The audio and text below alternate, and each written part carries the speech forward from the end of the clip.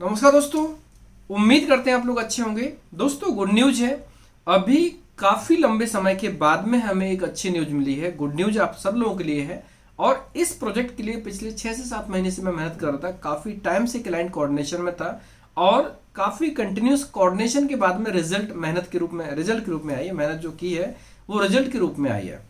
सभी लोगों के लिए न्यूज ये कि हम लोग जर्मनी के ऊपर पिछले 6 से 7 महीने में कोऑर्डिनेशन करके जो काम करना चाहते थे वो काम अब जाके हुआ। हमारे पास में एक रिक्वायरमेंट जर्मनी की आ चुकी है, एक क्लाइंट ने रिक्वायरमेंट शेयर की है। हालांकि इससे पहले भी हम लोगों ने जर्मनी के ऊपर रिक्वायरमेंट के ऊपर बात की थी कि कुछ ट्रायल चल रहा है, उस प्रोजेक्ट में भी डेवलपमेंट है, वो भी हम इसी वीडियो में कवर करेंगे। वीडियो लंबा होने वाला है लेकिन आपसे रिक्वेस्ट है इस वीडियो को पूरा डिटेल में देखें क्योंकि ये बहुत इंपॉर्टेंट है। अगर आप पूरा वीडियो देखेंगे तो आपको डेफिनेटली इस जो रिक्वायरमेंट है उसका इंपॉर्टेंस समझ में आएगा और ये अपॉर्चुनिटी कितनी इंपॉर्टेंट है ये भी आपको समझ में आ जाएगा। दोस्तों जर्मनी के लिए मैं पिछले 7 महीने से, लगभग 6 से 7 महीना होने वाला है, तब से मैं कोऑर्डिनेशन कर रहा था और इसके ऊपर मैं पूरी तरह से डेडिकेटेड था, बहुत ही ज्यादा डीपली एफर्ट डाल रहा था। रेगुलर बेस पर मैं क्लाइंट के टच में था, काफी क्लाइंट से टच में था, जिसमें से लगभग 3 क्लाइंट से हमें बहुत अच्छा रिस्पॉन्स मिला और ये क्वांटिटी बढ़ने वाली है। दोस्तों अभी यूरोप के ऊपर तो मैं बहुत डीपली फोकस कर रहा हूं। मैं सबसे पहले हम इस वीडियो में बात करेंगे हमारे पास जो अभी रिक्वायरमेंट आई उसके ऊपर, उसके बाद हम बात करेंगे जर्मनी में जो हमारा पहले से प्रोजेक्ट चल रहा था उसके ऊपर, एंड थर्ड पॉइंट हम बात करेंगे कि और कौन कौन से रिक्वायरमेंट के ऊपर हमारा कोऑर्डिनेशन चल रहा है इस वीडियो में, ताकि जो लोग भी जर्मनी के लिए प्लान करना चाहते हैं वो मेंटली प्रिपेयर्ड रहे, एक प्रकार से जो डॉक्यूमेंटेशन हर चीज के रूप में रेडी रहे कि हमें क्या करना है, कैसे करना है, ताकि इस अपॉर्चुनिटी को हम ग्रैब कर पाए। दोस्तों अभी हमारे पास में जो रिक्वायरमेंट है वो कंस्ट्रक्शन वर्कर, फैक्ट्री वर्कर और वेयरहाउस के लिए रिक्वायरमेंट है और इन सभी रिक्वायरमेंट में लगभग 10-10 लोगों की सभी में रिक्वायरमेंट है। अब यहाँ पर कंस्ट्रक्शन वर्कर, फैक्ट्री वर्कर और वेयरहाउस के लिए जो रिक्वायरमेंट है उसमें से एक बार क्राइटेरिया समझ लेंगे तो वहां पर फिटमेंट के हिसाब से आप लोगों को आसानी हो जाएगी। क्राइटेरिया की बात करते हैं तो यहाँ पर सिंपल सी बात है, जो पैरामीटर पूरे यूरोप में अप्लाइड होता है जैसे पासपोर्ट, एलिजिबिलिटी, मेडिकल, फिटनेस, सब कुछ वो कॉमन है। मतलब पासपोर्ट में 2 साल की वैलिडिटी होना चाहिए, मेडिकली फिट होना चाहिए, फिजिकली फिट होना चाहिए और पीसी से निकलना चाहिए, बैंक बैलेंस मेंटेन करना चाहिए, कॉमन क्राइटेरिया है। एज लिमिट 22 साल से लेकर 45 साल, मतलब 44 साल तक की एज होना चाहिए। 45 मैंने इसलिए बोला कि 45 तक, जब तक वीजा लग के बंदा वहां पहुंचता है तब तक 45 होना चाहिए। तो जो डॉक्यूमेंट एक्सेप्ट होंगे अप टू 44 ईयर तक के डॉक्यूमेंट एक्सेप्ट हो जाएंगे। 22 से 44 ईयर तक के लोग इसमें अप्लाई कर सकते हैं। प्रोसेस जो रहेगा एक प्रकार से काफी स्टैंडर्ड होगा, डॉक्यूमेंटेशन काफी क्वालिटी वाले होंगे और ऑब्वियसली इसमें टाइमिंग जो रहेगा लगभग 6 to 8 मंथ जैसा टाइम लगने वाला है। रिक्वायरमेंट काफी अच्छी है और सबसे इंपॉर्टेंट चीज है कि यहाँ पर ग्रोथ अच्छी है। सैलरी की बात करते हैं तो सैलरी 2000 से 2500 के बीच में सैलरी होगी। इंटरव्यू होगा, इसमें से इंटरव्यू में इंग्लिश के ऊपर ध्यान दिया जाएगा। मेन एलिजिबिलिटी क्राइटेरिया है वो ग्रेजुएशन। कैंडिडेट का डिग्री होल्डर होना बहुत जरूरी है। कोई भी डिप्लोमा होल्डर, कोई भी कैंडिडेट, चाहे वो गल्फ एक्सपीरियंस हो या ओवरसीज में कहीं का भी एक्सपीरियंस हो, वो इसमें अप्लाई नहीं कर पाएंगे। हमें जो रिक्वायरमेंट है वो मिनिमम डिग्री होना कंपलसरी है। इंडियन सिटीजन हो, इंडिया के किसी भी स्टेट के हो अप्लाई कर सकते हैं। 22 साल से लेकर 44 साल के बीच में एज होना चाहिए। इवन इंडिया से बाहर अगर कोई नेपाल, बांग्लादेश या श्रीलंका का होगा तो भी अप्लाई कर सकते हैं अगर वो इंटरेस्टेड है। वैसे तो एशियन कंट्री में लगभग सभी कंट्री के लिए ओपन किया गया, लेकिन हम लोग 4 कंट्री के लिए काम करते हैं, इंडिया, नेपाल, बांग्लादेश और श्रीलंका। तो इंडियन पासपोर्ट होना चाहिए और जो क्राइटेरिया उसके हिसाब से होना चाहिए। अब हम बात करते हैं जो इंपॉर्टेंट रिक्वायरमेंट है, जो मैरिड होते हैं उनका मैरिज सर्टिफिकेट कंपलसरी है और जो बर्थ सर्टिफिकेट हर किसी का इसमें कंपलसरी है। पीसीसी में 2 बार रिक्वायरमेंट पड़ेगी।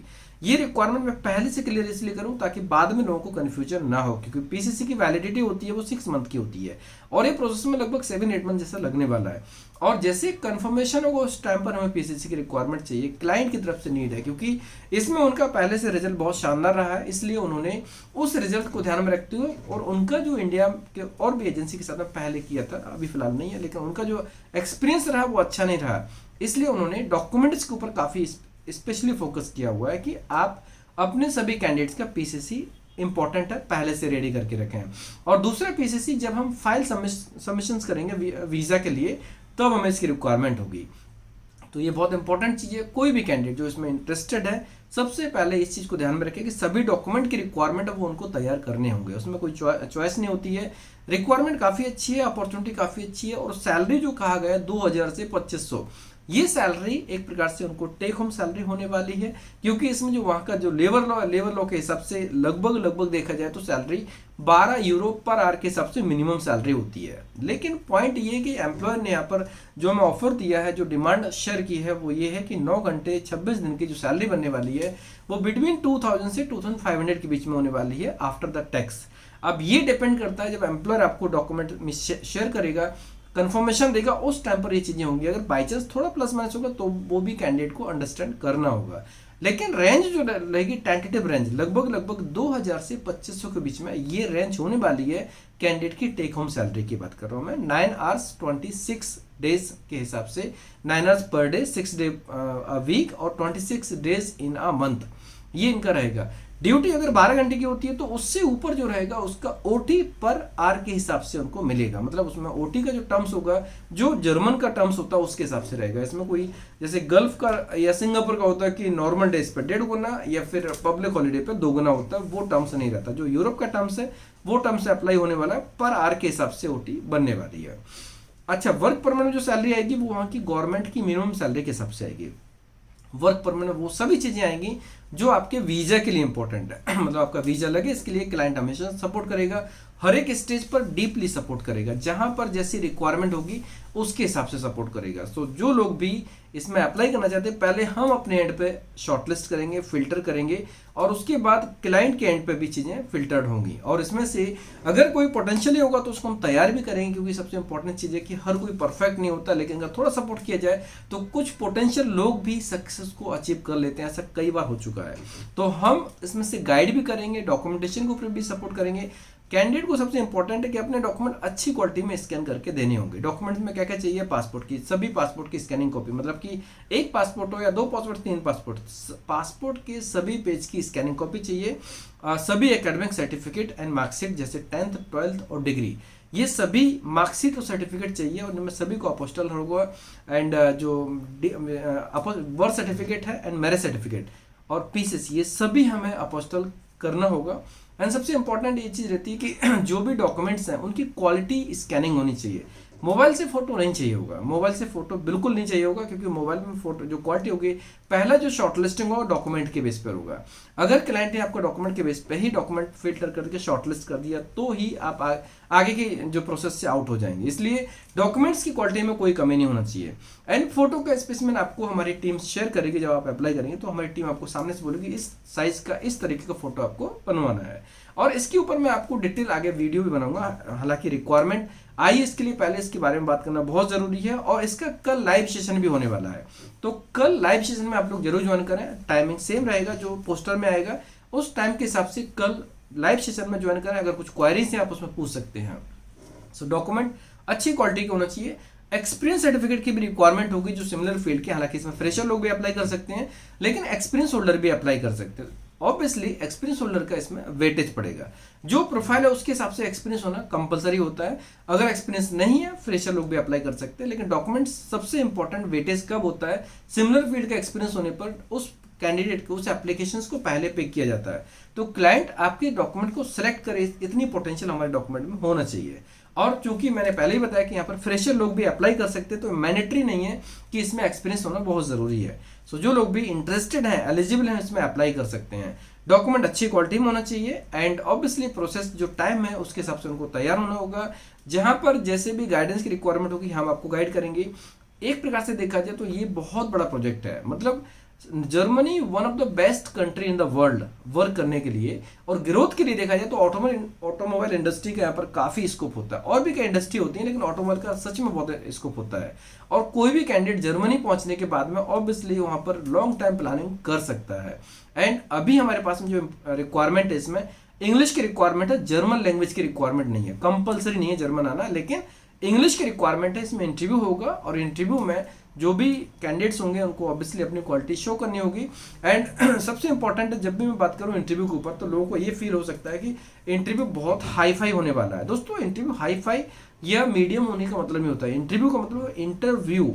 अगर हम इंटरव्यू का डेफिनेशन देखें तो इंटरव्यू एक दूसरे को समझना, हमारे एम्प्लॉयर को रिक्वायरमेंट है वर्कर की, कंस्ट्रक्शन साइट पर, फैक्ट्री में और वेयरहाउस में, इनमें रिक्वायरमेंट है। और उसमें से उनको जो फील होना चाहिए कि ये राइट कैंडिडेट है, इसके लिए इंटरव्यू लिया जाता है। इंटरव्यू में कम्युनिकेशन चेक किया जाता है, और कम्युनिकेशन में इस चीज को देखा जाता है कि सामने वाला बंदा हमारी बात को समझ पाता है कि नहीं और रिएक्ट कर पाता है कि नहीं। कोई भी कैंडिडेट अगर फिलो में बोल पाता है, एक्सेंट की जरूरत नहीं है, अगर ऐसा जरूरी नहीं कि आप इंग्लिश एक्सेंट में, आप यूके एक्सेंट, अमेरिकन एक्सेंट करें, बिल्कुल ऐसा रिक्वायरमेंट नहीं है।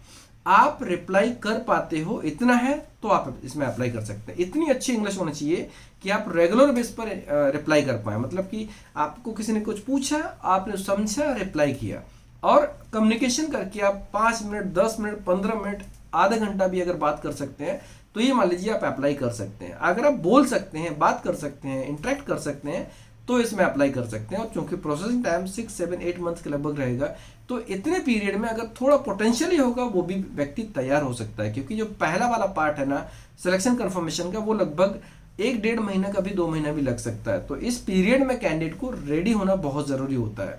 अगर कमी पड़ती है तो उनको फोकस करना पड़ेगा, क्योंकि कुछ अचीव करना है तो उसके लिए कुछ डेडिकेशन और स्ट्रगल करने पड़ेंगे। तो कोई भी कैंडिडेट अगर पोटेंशियली भी है वो भी अप्लाई कर सकता है। लेकिन सबसे इंपॉर्टेंट चीज ये ध्यान में रखना पड़ेगा कि इसमें इंग्लिश का एक रोल है। इंग्लिश हमें गुड लेवल की इंग्लिश चाहिए, एक्सीलेंट की जरूरत नहीं है। एक्सीलेंट होगा तो बहुत अच्छी बात है, एक्सीलेंट होगा तो उसको एम्प्लॉयर बहुत जल्दी सिलेक्ट करेगा। लेकिन अगर हमें कोई भी कैंडिडेट जो एवरेज कम्युनिकेशन वाला होगा वो इसमें अप्लाई कर सकता है। सो दोस्तों, ये रिक्वायरमेंट का डिटेल मैंने पूरा शेयर किया। रिक्वायरमेंट का construction worker, farm factory worker and warehouse के लिए है। और यहाँ पर अब एक चीज बोलना चाहूंगा कि यहाँ पर डिग्री की रिक्वायरमेंट है सॉरी, डिग्री की रिक्वायरमेंट। और डिग्री में जैसे अगर किसी ने बीई किया या फिर किसी ने कोई भी डिफरेंट डिग्री की है, जो स्किल या क्वालिफिकेशन हिसाब से वेटेज में देखा जाए तो रिलेट नहीं करती हो, तो कई बार ये फिटमेंट हमें क्लाइंट से पूछना पड़ेगा कि ये प्रोफाइल कंस्ट्रक्शन में जा पाएगा कि नहीं, फैक्ट्री में जा पाएगा कि नहीं, या वेयरहाउस में जा पाएगा कि नहीं। क्योंकि मतलब डॉक्यूमेंट के बेस पर हमें क्लाइंट सजेस्ट करेगा, चॉइस हमारे पास में नहीं होगी। क्योंकि ऑब्वियसली हम अपने हिसाब से प्लान करना चाहिए, लेकिन आपके डॉक्यूमेंट कहाँ फिट होते हैं। जैसे अगर कंस्ट्रक्शन वर्कर की बात करें तो कंस्ट्रक्शन वर्कर में generally mechanical engineer, electrical engineer, IT के लोग नहीं होते हैं। तो जो क्वालिफिकेशन का मैचिंग है वो बहुत इंपॉर्टेंट है। और डिग्री है, क्योंकि इसमें कुछ हाइड भी नहीं कर सकते कि हम कुछ डॉक्यूमेंट कम लगाएं, हमें सभी डॉक्यूमेंट लगाना कंपलसरी है। तो डॉक्यूमेंट जो प्रोफाइल चॉइस, ये आप अपनी तरफ से चॉइस कर सकते हैं, लेकिन हमें एक बार क्लाइंट से कंसल्ट करना होता है कि ये रिक्वायरमेंट कहाँ पर प्रोसेस किए जा सकती है। और इसमें से जो एकेडमिक सर्टिफिकेट होता है, एकेडमिक से बहुत सारी चीजें क्लियर होती हैं। सबसे पहला है कि अगर कोई बंदा डिग्री होल्डर है, प्लेन डिग्री होल्डर है, वो बंदा कंस्ट्रक्शन का काम कर सकता है। अगर कोई सिविल इंजीनियर है और साइट इंजीनियर के रूप में काम कर रहा है, सुपरवाइजर के रूप में काम कर रहा है, किसी भी एक बेसिक एंट्री लेवल की प्रोफाइल पे काम कर रहा है, वो बंदा भी कंस्ट्रक्शन साइट पे काम कर सकता है, ठीक है। लेकिन अगर कोई हायर मींस एक प्रकार से जो और डिफरेंट जो ब्रांचेज होती हैं, जैसे आईटी, सीएस, इनके लोग कंस्ट्रक्शन वर्कर के रूप में काम नहीं कर सकते हैं। ये बहुत इंपॉर्टेंट है। अगर बंदा एमबीए होगा तो वो बंदा भी बहुत ही कम पॉसिबिलिटी है कि वो कंस्ट्रक्शन वर्कर में कंसिडर होगा। सो यहाँ पर ऐसा नहीं कि ये लोग अप्लाई नहीं कर सकते हैं, वो अप्लाई नहीं कर सकते हैं। एप्लीकेशन जब डॉक्यूमेंट देंगे तब मैं क्लाइंट से कंफर्मेशन लेने के बाद में आपको अपडेट करेंगे, हमारी टीम आपको अपडेट करेगी कि आपका इसमें हो सकता है, नहीं हो सकता है, क्या क्या पॉसिबिलिटीज है, वो हम आपको शेयर करेंगे। और दोस्तों, ये जो पूरी प्रोसेस में जो स्टेप्स होंगे, हमारी टीम आपको टाइमली गाइड करेगी। और इसमें से स्पेशल सेशन भी होगा, मतलब लाइव सेशन के अलावा हम इसमें से कुछ छोटे छोटे वेबिनार्स भी कर सकते हैं, या फिर हो सकता है जूम मीटिंग, ग्रुप मीटिंग, कुछ ना कुछ ऐसा रहेगा जो हमारे एप्लीकेंट्स होंगे उनके ऊपर हम फोकस करें। क्योंकि इसमें रिजल्ट आना बहुत जरूरी है, बहुत ही शानदार रिजल्ट आना चाहिए। क्योंकि इतनी मेहनत की है, इतने प्रयास के बाद में ये रिक्वायरमेंट आई है, तो डेफिनेटली हमारा एक प्रकार से जो डेडिकेशन है वो इतना होगा कि रिजल्ट लगभग हर व्यक्ति का आना चाहिए। इतनी इंपॉर्टेंट रिक्वायरमेंट इतनी स्ट्रगल के बाद में, इतने जो मेहनत के बाद में, इतने समय के बाद में आई है, तो हमारा फोकस है जितने एप्लीकेशंस होंगे हर किसी का वीजा लगे, ऐसी हमारी पूरी कोशिश होगी। और आपको पहले से पता है कि मैं अभी यूरोप के ऊपर बहुत फोकस कर रहा हूं मैं, इसलिए अभी जितना ज्यादा कोऑर्डिनेशन होता है मैं उतना टाइम कोऑर्डिनेशन पे देता हूं। और आगे चलकर हमारा टारगेट ये है कि जितनी टाइप की रिक्वायरमेंट्स होती हैं, blue colour, white colour, average, हर टाइप की रिक्वायरमेंट, ड्राइवर्स के लिए, कुक के लिए, मतलब हर एक टाइप की रिक्वायरमेंट्स के लिए हम लोग काम करने वाले हैं। तो अभी इस टाइम पर कोई भी प्रोसेस में हो, कहीं पर भी हो, अभी अगर आप इंटरेस्टेड हैं, पहले टीम से बात कीजिए, इन्फॉर्मेशन लीजिए, अप्लाई कीजिए। अगर आप कल लाइव सेशन को अटेंड करेंगे बहुत ही शानदार होगा। आज की रिक्वायरमेंट के ऊपर हम डिटेल में बात करेंगे। अब मैं बात करता हूँ हमारे पास में जो पहले से प्रोजेक्ट चल रहा था उसका क्या स्टेटस है। दोस्तों इससे पहले जो हमारे पास जो प्रोजेक्ट था वो प्रोजेक्ट एक प्रकार से वाया पोलैंड था, मतलब कि पोलैंड के माध्यम से जर्मनी जाने का प्रोजेक्ट था। उसमें से हम लोग ट्रायल कर रहे थे, उसमें से क्लाइंट कोऑर्डिनेशन चल रहा था, जिसमें से उसका एडवांस वर्जन अभी आने वाला है। एडवांस वर्जन का मतलब है कि अपडेटेड जो लेटेस्ट अपडेट है वो अभी हमें मिलने वाला है, जिसमें से हम लोग 3 प्रकार से उस कंपनी के लिए काम करने वाले हैं। 3 प्रकार से मतलब कि वो जो प्रोजेक्ट है वो 3 वे में काम करेगा। पहला ये कि वाया पोलैंड, मतलब यहाँ से पोलैंड जाके फिर जर्मनी जाना है, वो कॉस्ट इफेक्टिव होगा, उसमें कॉस्ट कम लगेगा, लेंदी होगा लेकिन कॉस्ट इफेक्टिव होगा। दूसरा प्रोसेस रहेगा यहाँ से डायरेक्ट जर्मनी का, ऑब्वियसली थोड़ा सा कॉस्ट उसका ज़्यादा होगा लेकिन काफ़ी स्टैंडर्ड होगा, क्राइटेरिया के ऊपर बहुत सा एक प्रकार से फोकस करना पड़ेगा। वाया पोलैंड में ज़्यादा कुछ रिक्वायरमेंट नहीं होगी, नॉर्मल चीज़ों पे काम करते हुए इनफ टाइम मिलेगा, कोई बंदा यहाँ से जाएगा वहाँ पे जॉब करेगा, उसके बाद वहाँ से शिफ्टिंग हो जाएगी। लेकिन जो बंदा डायरेक्टली यहाँ से जर्मनी जाएगा उसके लिए ऑब्वियसली जो एलिजिबिलिटी क्राइटेरिया उसके साथ में कंप्लीटली कोई कंप्रोमाइज नहीं होगा, एज इट इज एज पर द एलिजिबिलिटी क्राइटेरिया हमें डॉक्यूमेंट्स लेने होंगे। एंड तीसरा सबसे इंपॉर्टेंट पार्ट है कि कोई भी बंदा अगर शेंगन भाग में है, किसी भी कंट्री में है, अगर वो हमारी इस प्रोफाइल में इंटरेस्टेड है तो हम उसको वहां पर बुला सकते हैं। उसका सारा डॉक्यूमेंटेशन, फाइलिंग, वीजा, सब एवरीथिंग, वीजा की रिक्वायरमेंट तो होगी नहीं, उनको हम वर्क परमिट और बाकी सब के लिए हमारी जो क्लाइंट है, जो हमारे एम्प्लॉयर है, वो सपोर्ट करेंगे। तो मतलब 3 प्रकार से उसमें काम होने वाला है। पहला वाया पोलैंड, दूसरा डायरेक्ट, और तीसरा शेंगन के अंदर इंटरचेंज, मतलब कोई बंदा अगर क्रोएशिया में है, कोई बंदा रोमानिया में है, कोई बंदा पोलैंड में है, या किसी भी कंट्री में शेंगन में है, वो बंदा अगर जर्मनी जाना चाहता है तो हम उसको भी जर्मनी भेज पाएंगे। ये रिक्वायरमेंट है दोस्तों। अभी काफ़ी लंबे टाइम से कोऑर्डिनेशन था, काफ़ी लंबे टाइम से मैं इंतजार कर रहा था कि ये रिक्वायरमेंट हमारे पास में आए। फाइनली ये रिक्वायरमेंट आ चुकी है और कल हम इसके ऊपर लाइव सेशन करेंगे। मैंने बहुत पहले अनाउंसमेंट किया था कि जिस दिन भी जर्मनी की रिक्वायरमेंट आएगी उस दिन हम लाइव सेशन करेंगे, लेकिन सेम डे पॉसिबल नहीं हो पाएगा, आज का शेड्यूल मेरा टाइट है। रिक्वायरमेंट हमारे पास में कल ही आई थी, लेकिन लाइव सेशन के लिए भी आपको एक दिन का टाइम देना बहुत जरूरी होता है, इसलिए जो लाइव सेशन होगा वो कल होगा, पोस्टर के माध्यम से आपको इन्फॉर्म किया जाएगा। और अभी हमारे पास में जो भी रिक्वायरमेंट, खासतौर से अभी 4 कंट्री का कोऑर्डिनेशन और चल रहा है, और उनका भी आपको आने वाले 2 से 4 महीने के अंदर उनका भी रिक्वायरमेंट दिख जाएगा, और उसके ऊपर हम लोग काम कर रहे हैं। जिसमें से देखा जाए तो अभी इस टाइम पर फिनलैंड है, नॉर्वे है, और इसके अलावा आयरलैंड है और यूके, ये 4 कंट्री के ऊपर हम लोग कोऑर्डिनेट कर रहे हैं। तो बहुत ही डीपली इस पर काम चल रहा है। आने वाले टाइम पर बहुत ही सारी चीजें होने वाली हैं, जैसे कि मैंने बहुत पहले बोला हुआ है कि 2025 हमारे लिए काफी अच्छी साल है, गोल्डन ईयर है हमारे जितने एप्लीकेंट है सब के लिए। हालांकि 2023-24 अच्छे रहे, लेकिन 2025 डेफिनेटली बहुत अच्छा होने वाला। और इसके पीछे रीजन ये कि मैंने बहुत लंबे टाइम से बहुत डीपली मेहनत कर रहा था, उसका रिजल्ट अब धीरे धीरे करके आने वाला आ रहा है ऑलरेडी। जैसे आपने देखा होगा लिथुआनिया प्रोजेक्ट आया, नीदरलैंड आया, वैसे अभी जर्मनी, फिर फिनलैंड, फिर नॉर्वे, हो सकता है स्वीडन भी जल्दी आ जाए। तो 4-5 कंट्री यूरोप में ही चल रही हैं, और जापान का ऑलरेडी कोऑर्डिनेशन चल रहा है। जापान, हांगकांग और ताइवान, साउथ कोरिया और ब्रुनेई, ये 5 कंट्री का एशियन कंट्री में चल रहा है, और यूरोप में ये 5 कंट्री का चल रहा है। तो आने वाले टाइम पर इन कंट्रीज का भी काम आने वाला है, क्योंकि एक सबसे इंपॉर्टेंट है कि जो कहावत होती है, कोशिश करने वालों की हार नहीं होती है। उसमें से एक लाइन है बहुत अच्छी है कि जो गोताखोर समुद्र में जाता तो मुट्ठी उसकी खाली हर बार नहीं होती है, कोशिश करने वालों की हार नहीं होती। तो ये जो मेहनत का रिजल्ट है, अभी हमने इतनी बार, इतने 6-7 महीने क्लाइंट के पीछे लगे रहे, तब जाके अभी रिजल्ट आया। तो ये फैक्ट है कि हम अब किसी भी चीज में मेहनत करते हैं, प्रयास करते हैं, तो रिजल्ट आता है, कुछ देर में आता है, लेकिन आता जरूर है। हमें प्रयास करते रहना चाहिए, हमें अपनी तरफ से कोशिश करते रहना चाहिए। रिजल्ट 100% आता है, आज नहीं तो कल, नहीं तो परसों आएगा, जरूर आएगा। तो ये इस चीज का प्रमाण है कि मतलब ऑब्वियसली खुद के लिए एक होता है कि जब कोई सक्सेस मिलती है तो खुशी आती है, एक प्रकार से कोई भी व्यक्ति खुश होता है, बहुत ही ज्यादा डीपली खुश होता है। तो वो हमारे लिए है। काफी लंबे टाइम से मैं जर्मनी के ऊपर वेट कर रहा था। अभी जो बाकी कंट्रीज के काम, अभी जापान का भी मे बी वो भी क्लोजिंग मोड पे ही है, मेरे ख्याल से शायद इस वीक में या हो सकता है नेक्स्ट वीक में उसका भी काम आने के चांसेस हैं, क्योंकि बहुत ही टाइम से चल रहा था। बट इन कंट्रीज में जो एजेंसीज हैं वो थोड़ा एक हायर लेवल पे काम करती हैं, उनका वे ऑफ वर्किंग डिफरेंट है, इसलिए टाइम लग रहा है। लेकिन जो होगा बहुत शानदार होगा, बहुत ही अच्छी क्वालिटी का होने वाला है। और जो सैलरी की बात करते हैं तो सैलरी जो लगभग रहेगी 2000-2500 के लगभग ही जर्मनी के अंदर रहेगी, उससे ज़्यादा ही होगी। मतलब कुछ रिक्वायरमेंट ऐसी भी आएंगी जो 3000 तक भी जाने वाली हैं, ऐसी रिक्वायरमेंट भी आने वाली हैं। लेकिन क्राइटेरिया में कंप्रोमाइज नहीं होगा, जो रिक्वायरमेंट है उसके हिसाब से हमें प्लान करना होगा। और कुछ रिक्वायरमेंट में जर्मन लैंग्वेज वाले भी अप्लाई करेंगे। जो हमारे पास में रिक्वायरमेंट आएगी हम आपको वीडियो के माध्यम से इन्फॉर्म करेंगे। आने वाले टाइम पर जर्मनी का बहुत बड़ा प्रोजेक्ट हमारे पास होने वाला है रेगुलर बेस पर। क्वांटिटी कम होगी लेकिन क्वालिटी प्रोडक्ट हमारे पास में रेगुलर होने वाला है।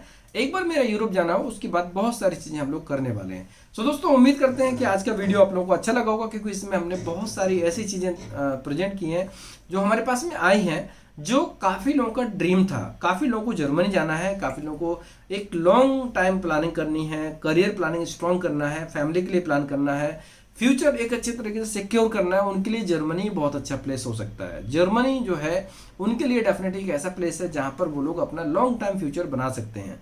इसीलिए हम लोग इस पे काम कर रहे थे और प्रोफाइल भी काफ़ी अच्छा, सैलरी भी अच्छी है। एंड इस जो रिक्वायरमेंट में बेनिफिट्स क्या क्या होने वाले हैं, बेनिफिट्स में सैलरी तो मिलेगी, सैलरी के साथ में एकोमोडेशन जो हमेशा मिलता है वो मिलेगा, और ड्यूटी मील भी मिलेगी, और यूनिफॉर्म भी कंपनी की तरफ से फ्री मिलेगी। इसके अलावा जो लेबर लॉ होता है, लेबर लॉ के हिसाब से जो जो चीज़ें मिलने वाली हैं वो सब कुछ मिलने वाला है। जो लेबर लॉ है प्रॉपर तरीके से अप्लाइड होगा, और इसका रिजल्ट बहुत शानदार है। जर्मनी का रिजल्ट बहुत ही शानदार है। जर्मनी में क्या है कि जर्मनी में अपॉइंटमेंट्स का इशू नहीं है, क्राउड कम है, एम्प्लॉयर कम होते हैं, जॉब्स कम आती है, और यहाँ पर सब कुछ ट्रांसपेरेंट होता है। क्योंकि यहाँ पर जो प्रोसेस है काफ़ी स्टैंडर्ड है, हर कोई इसमें अप्लाई नहीं कर सकता है, एलिजिबिलिटी क्राइटेरिया पर ध्यान दिया जाता है, तो यहाँ पर रिजल्ट आने के चांसेस बहुत ज़्यादा होते हैं। इसलिए कोई भी कैंडिडेट अगर इसमें इंटरेस्टेड है अप्लाई कर सकता। अगर वो इंटरेस्टेड है, आज पोटेंशियल नहीं है लेकिन वो मीन्स आज पोटेंशियल है, बिल्कुल परफेक्टली एलिजिबल नहीं है, वो भी इसमें अप्लाई कर सकते हैं। क्योंकि जर्मनी के लिए थोड़ा सा टाइम लेके प्लानिंग भी कर सकते हैं। एक बार आप चीज़ों को समझेंगे तो आपके लिए बहुत बेनिफिशियल होगा। आपको अगर अपने ऊपर काम करना पड़े 1 महीना 2 महीना 3 महीना तो भी इसमें काम कर सकते हैं। पासपोर्ट में 2 साल की वैलिडिटी या 2 साल से ज़्यादा की वैलिडिटी होना चाहिए। कोई भी क्वारीज है कल के लाइव सेशन में जरूर ज्वाइन करें, क्योंकि बहुत इंपॉर्टेंट होने वाला कल का लाइव सेशन। कल का लाइव सेशन सिर्फ और सिर्फ जर्मनी के बारे में होगा, दूसरी किसी रिक्वायरमेंट के ऊपर हम लोग बात नहीं करेंगे। सो उम्मीद करते हैं वीडियो अच्छा लगा होगा। दोस्तों अगर वीडियो अच्छा लगा तो अपने दोस्तों में, क्लासमेट्स के को शेयर करें, जिससे कि जो रिलेवेंट होंगे, एलिजिबल होंगे, इंटरेस्टेड होंगे, अप्लाई करके इस गोल्डन अपॉर्चुनिटी का लाभ ले सकते हैं। धन्यवाद।